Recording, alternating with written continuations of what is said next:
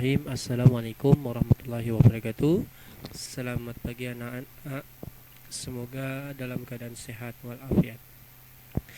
Baik anak-anak, kali ini kita masih di mata pelajaran Al-Quran Hadis untuk kelas 6 ya. Pembahasan kali ini kita akan membahas mengenai memahami isi kandungan surah Ad-Duha.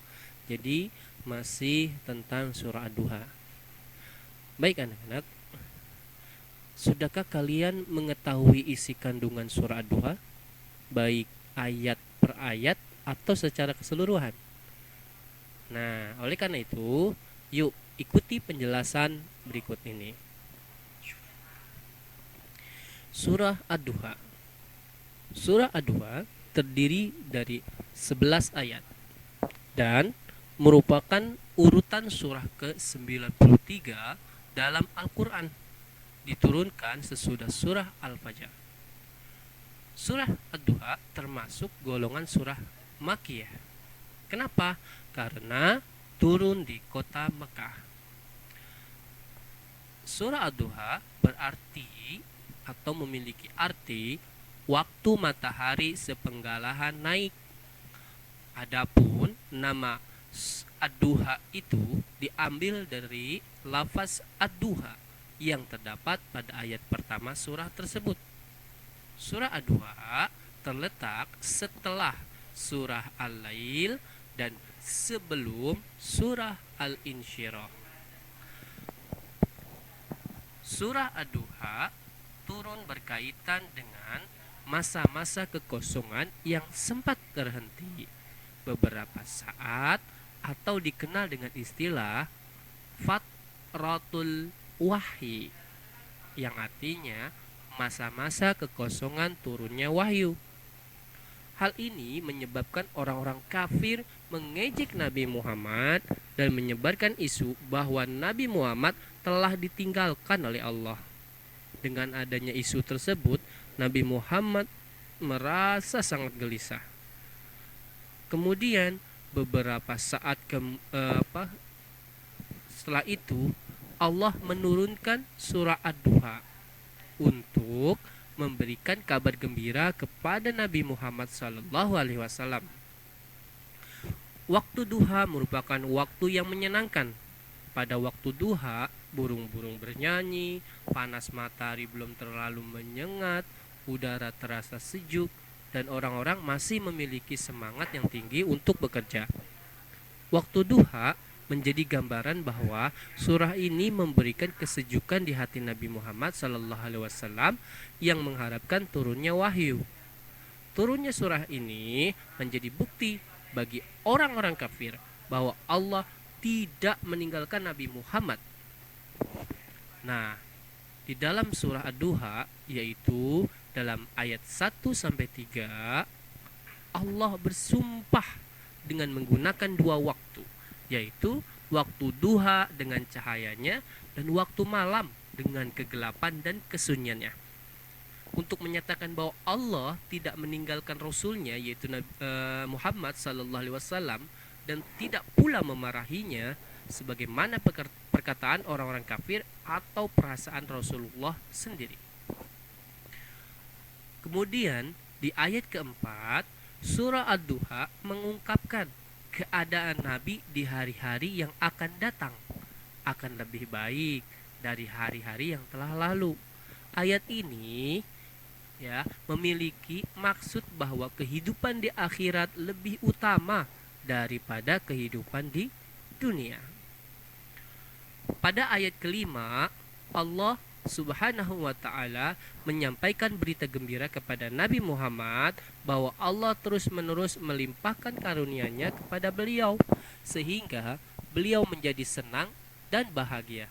Di antara karunia itu adalah Telaga Al-Kautsar yang di kedua tepinya terdapat kubah-kubah dari mutiara dan dasarnya misik wangi. Di samping itu, Allah memberikan karunia kepada beliau berupa hak untuk memberikan syafaat kepada umatnya. Masya Allah.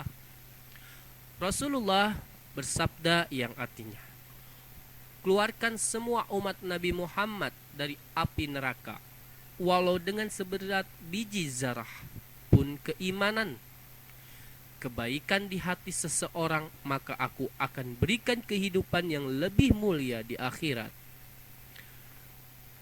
Di dalam Al-Quran, Allah mengelompokkan manusia menjadi 4 golongan, yaitu 1. Golongan manusia yang bahagia di dunia tapi celaka di akhirat. Mereka adalah orang-orang yang rajin beribadah seperti sholat, puasa, sedekah, haji, tahajud, dan lain-lain. Tapi bukan untuk mencari ridha Allah, melainkan untuk tujuan dunia, bahkan pangkat, jabatan, dan untuk ria. Astagfirullah.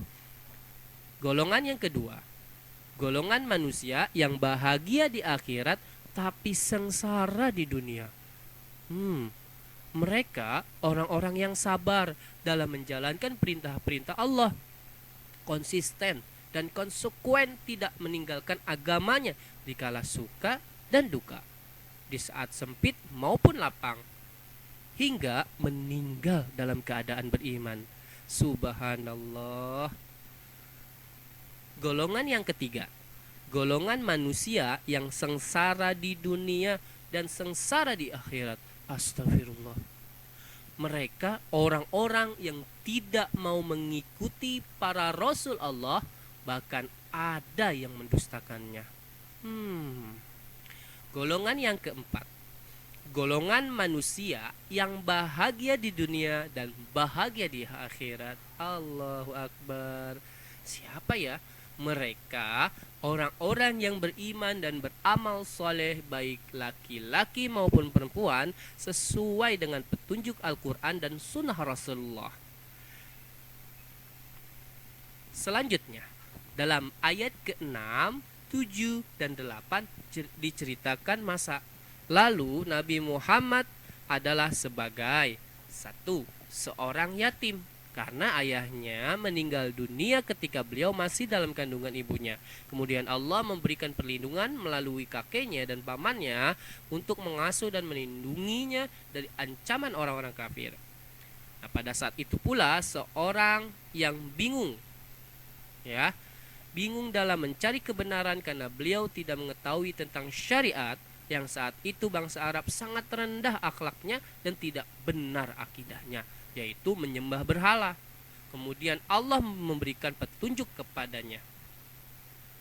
Setelah itu, seorang yang kekurangan atau miskin, di mana ayahnya tidak meninggalkan harta kecuali seekor unta betina dan seekor hamba sahaya perempuan. Kemudian Allah memberinya harta benda berupa keuntungan yang amat besar dari memperdagangkan harta Khadijah, dan ditambah dengan harta hibah dari Khadijah untuk memperjuangkan dan menegakkan agama Islam. Masya Allah. Nah, lalu di ayat 9 dan 10 menjelaskan bahwa sesudah beliau mendapatkan bermacam-macam nikmat dari Allah, karunia yang besar, sebagai yatim dilindungi Allah, sebagai seorang yang bingung diberi petunjuk, dan sebagai seorang yang miskin diberi kecukupan, maka beliau diperintahkan untuk memiliki sikap kepedulian sosial kepada anak yatim dan orang-orang yang meminta-minta, baik orang yang meminta karena fakir atau miskin maupun yang minta petunjuk. Nah, untuk itu permintaan tersebut harus dilayani dengan lemah lembut dan tidak boleh berkata kasar, apalagi menghardiknya. Dalam ayat ke-11, Allah menegaskan lagi kepada Nabi Muhammad agar memperbanyak pemberian kepada orang-orang fakir dan miskin, serta mensyukuri, menyebut dan mengingat nikmat Allah yang telah dilimpahkan kepadanya.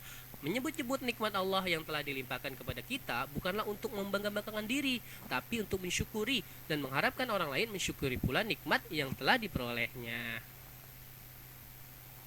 Nah, itulah anak-anak tentang isi kandungan pada surah Ad-Duha. Subhanallah, banyak sekali yang kita pelajari di dalam surah Ad-Duha ini ya.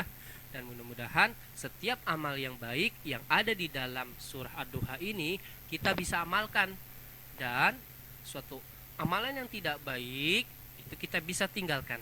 Maka itu selalu kita sering membaca surah Ad-Duha ya, apalagi kalau kita bisa melaksanakan sholat sunnah duha.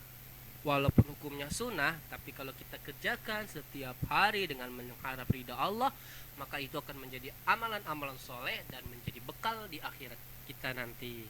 Dan pastinya akan bisa menenangkan hati. Jadi sering-sering ya membaca surah duha dan sholat ad-duha. Baik anak-anak, itu saja materi yang bisa Bapak sampaikan di hari ini, di dalam video ini. Mudah-mudahan bisa bermanfaat untuk kalian dan selalu beramal soleh mencari ridha Allah. Terima kasih, mohon maaf jika ada salah-salah kata. Bapak tutup demikian. Subhanaka Allahumma wa bihamdika asyhadu an la ilaha illa anta astaghfiruka wa atubu ilaik. Terima kasih. Assalamualaikum warahmatullahi wabarakatuh.